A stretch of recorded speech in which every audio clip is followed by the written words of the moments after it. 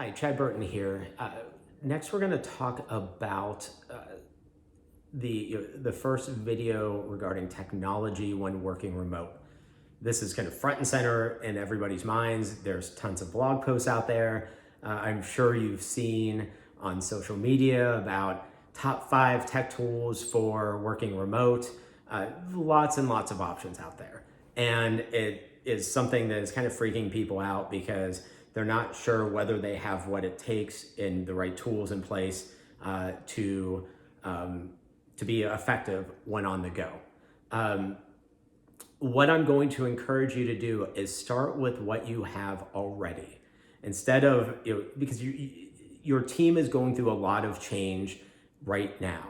And, it's going to be a theme throughout, these videos about how do you take care of your people during this, really interesting and scary time for some folks. So introducing too much new technology will just cause people to freeze and not be able to do their job. So really look and leverage what you already have. And so in this video, I'm going to go over a small handful of tools that are either something you already have or are very easy to implement, and you can do it right away at zero or low cost. So what do you have now?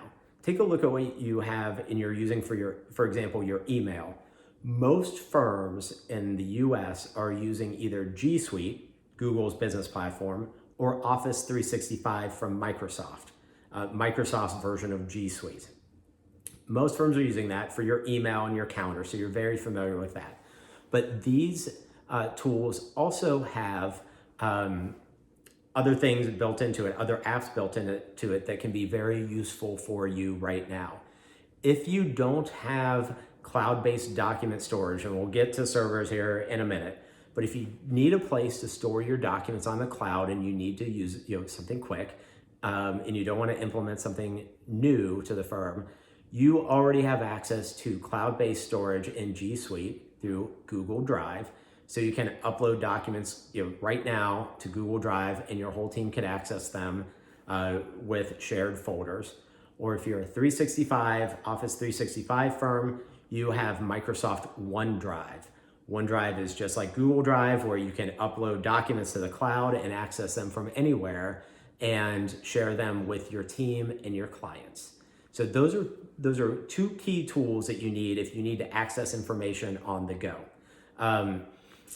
A huge thing that you need to think about is how you're going to communicate with potential clients for consultations, your team, existing clients. Video conferencing is really effective because think about the fact that people are isolated right now. They're working out of their homes. Yes, phone can work for a lot of things, but there's a lot of value in being able to see people's faces and to be able to interact that way. And it really changes the dynamic of the conversation. And if video conference isn't something you've used a lot. G Suite has Google Meet built into it. In fact, I was on a Google Meet yesterday morning with my 2nd graders class. The teacher put up a Google Meet. All of their teachers are doing this. She did this with parents to answer any questions. And there were a bunch of little kids on it. So in theory, it's easy for little kids to use and or their parents. Microsoft has Skype. So you're probably familiar with that. That is built into your Office 365 account, video conferencing chat that's there. If you don't want to use either of those, or let's say they're slow in working, a very popular tool and is becoming the tech darling of the 2020 pandemic is Zoom, Zoom. Zoom is a video conferencing tool. It's free, or you can upgrade to add more people in longer sessions. It works really well. It worked well before the pandemic, and it's one of those that's scaling well and hasn't really been slow at all despite extra usage. So Zoom is doing a really good job, so I'd encourage you to use that. We're gonna actually do a separate video on Zoom, Zoom etiquette and making sure you're using all of its features, so that will be coming here soon. But it's something that the learning curve is low and it's free to implement. Speaking of communication beyond video conferencing, Two tools I want to mention that are also very common for law firms that you can consider are Slack and Microsoft Teams. Think of these as your firm's private social network where you can have conversations in channels, direct message people. It reduces email and it centralizes it in a place where you can come find it later, unlike texts that get buried really quick. This is something that it has great search functionality within it. Microsoft Teams is included in your Office 365 account. Slack is something that is a separate application, but it's free to sign up. And we've implemented tech in firms over and over for years. Slack is such an easy adoption, even for your least tech advanced team members. So it's real easy to use, even though it may be something new to most of your team. So make sure that you take a look at your existing tech and leverage that to its fullest.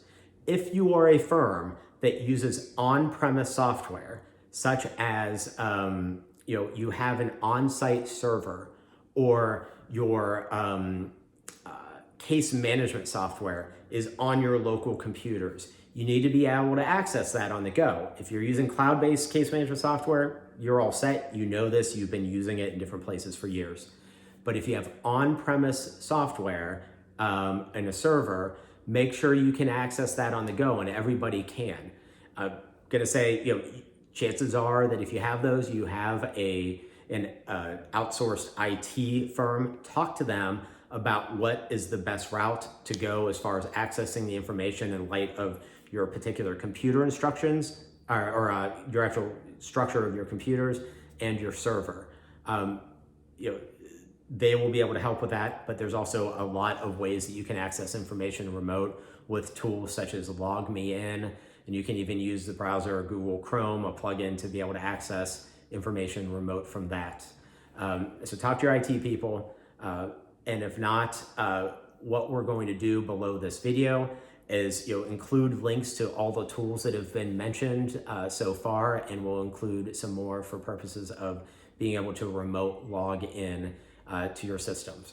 So take a look at what you have. We're going to dive into more tech as we go here, but that should get you started to be able to be remote as quickly as possible.